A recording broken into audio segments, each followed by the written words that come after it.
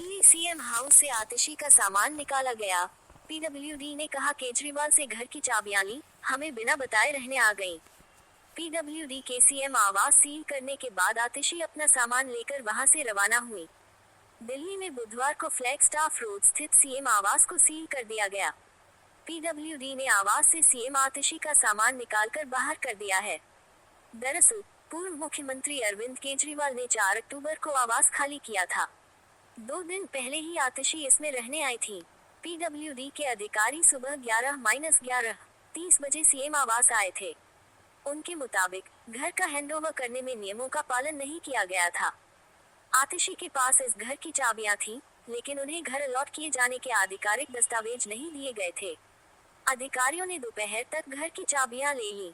इसे लेकर CM office ने कहा, इतिहास में पहली बार किसी मुख्यमंत्री को उसका घर खाली करने को कहा गया है। एलजी ने भाजपा के कहने पर जबरदस्ती सीएम आतिशी का सामान घर से बाहर निकाला।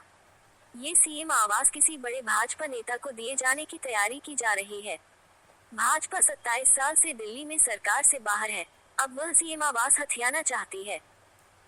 पीडब्ल्यूडी ने 6 अक्टूबर को सीएम ऑफिस को एक लेटर लिखकर कहा था कि केजरीवाल ने घर खाली करते समय जो चाबियां दी थी, वे कुछ समय बाद वापस ले ली गईं। पीडब्ल्यूडी ने घर का अलॉटमेंट करने के लिए चाबियां दिए जाने की बात कही। विजिलेंस विभाग ने 3 अधिकारियों को शो कॉज नोटिस भेजा। डायरेक्टर ऑफ विजिलेंस ने केजरीवाल के स्पेशल सेक्रेटरी समेत 3 अधिकारियों को शो कॉज नोटिस भेजा है।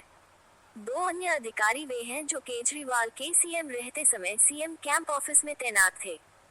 उनसे पूछा गया है कि साफ निर्देश दिए जाने के बाद भी उन्होंने सीएम आवास की चाबियां पीडब्ल्यूडी को क्यों नहीं सौंपी। इन अधिकारियों को 7 दिन के अंदर जवाब दाखिल करने को कहा गया है। भाजपा का आरोप, केजरीवाल के शीश महल में कई राज छुपे। दिल्ली भाजपा अध्यक्ष वीरेंद्र सचदेवा ने इस मामले पर कहा, अरविंद केजरीवाल का शीश महल आखिरकार सील कर दिया गया है। उस बंगले में ऐसे कौन से राज छुपे हैं कि संबंधित विभाग को चाबी सौंपे बिना आप फिर से बंगले में घुसने की कोशिश कर रहे थे। उन्होंने आगे कहा, आपने 2 छोटे ट्रकों में अपना सामान ले जाकर अच्छा ड्रामा किया। सब जानते हैं कि बंगला अभी भी आपके कब्जे में है।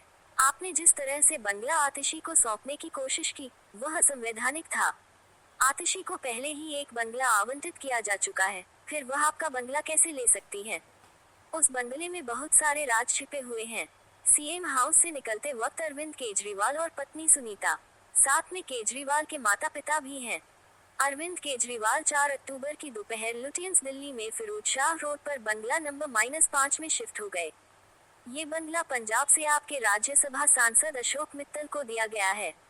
केजरीवाल अपनी पत्नी सुनीता केजरीवाल, माता पिता और दोनों बच्चों के साथ शिफ्ट हुए हैं।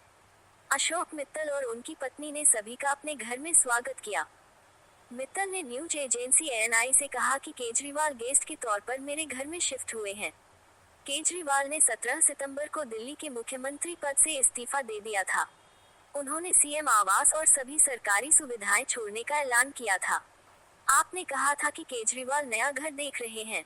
वे ऐसी जगह ढूंढ रहे हैं जहां रहने में कोई विवाद न हो।